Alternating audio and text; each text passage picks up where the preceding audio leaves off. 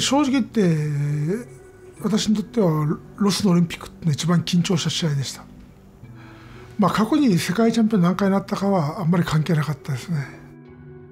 国際大会で1回も負けてないですね。ということは外国の選手に生涯1回も負けてない。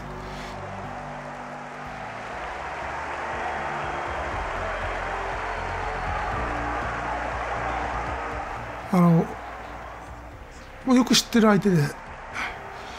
私が内股という技をかけた時に右足のふくらはぎを肉離れして、正直言って、技をかけて肉離れ怪我した時にはしまったと思いました。勝負の世界でね、じゃあ自分の弱点をさらけ出すことは負けを意味しますのでね、その試合なんとか相手に怪我を知られないようにして勝ったんですけど、帰ってきて、しばらくの間ちょっと落ち込んでましたね。ただ私の得意技は開き直りですからだからあれこれ考えても仕方ない、次の試合に向けて気持ちを集中して、そして、自分の怪我を知られてしまったんだったら仕方ないと。しかし決して痛そうな顔をしない、相手を見据えて向かっていくと、そんな気持ちでそれからの試合に臨みました。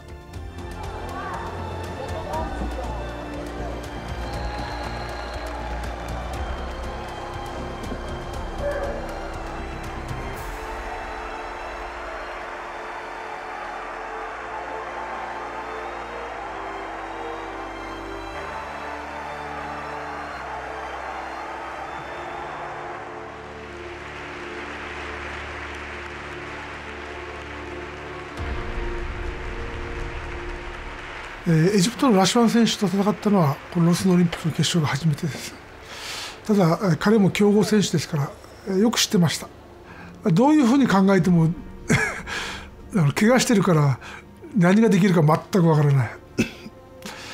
そういう意味で言うと戦略はないです。試合が始まって試合場のほぼ中央で私とラシュワン選手が組み合って組み合った瞬間にラシュワン選手が思いっきり技をかけてきました。彼がかけてきた技を私が技を透かしたんですね。私を体をひねったから私の足のある場所に私の足がない。彼は空振りをした。空振りをしてですね、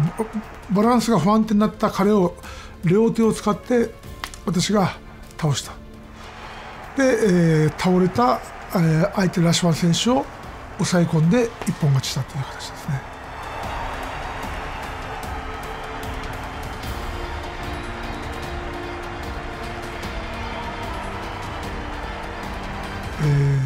審判を見たかどうかわからないけど、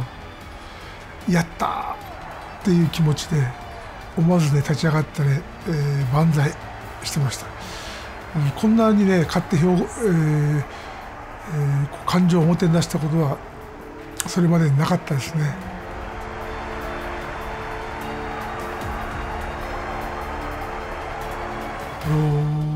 そういうことを感じる余裕はもうなかったですね。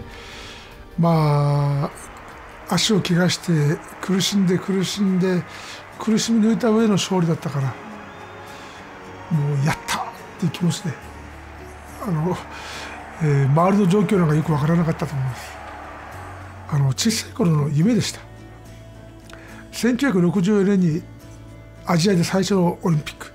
東京オリンピックが開かれて、このオリンピックをテレビで応援してました。私が7歳の時でした。そういう意味から言うとですね、私も小学校4年生10歳で柔道を始めて、そして、一生懸命頑張ってるうちに、オリンピックに出たいっていう夢を持った、夢が現実になった、非常に幸せな瞬間でしたね。